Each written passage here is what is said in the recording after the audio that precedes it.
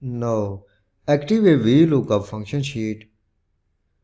Activate cell F18 in formula bar. Click after the cell reference F17. Press F4. Because we will retrieve value from data table at that date in others column. So make absolute cell reference F17. Press enter. Again activate cell F17. At right vertical border bottom edge, double click.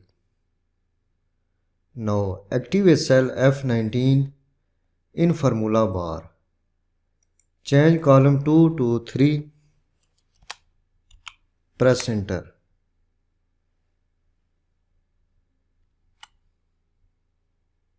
At that date 20 May 2018, the temperature was 48. You can check in data table. 20 May 2018, the temperature was 48. Now again VLOOKUP function. Now activate cell F20 in formula bar. Change column 2 to 4. Press enter. Now you can see at that date 20 May 2018, weather was cloudy. You can check in data table. 20 May 2018, the weather was cloudy. Activate cell F21. Change the column 2 to 5. Press enter. At that date, the height of plant was 2.28 inch.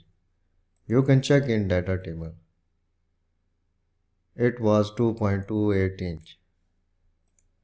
Again activate cell F22. Change column 2 to 6. The stage of plant was leaf. You can check in data table. The stage of plant was leaf. In this way, you can retrieve value from data table in a specific cell.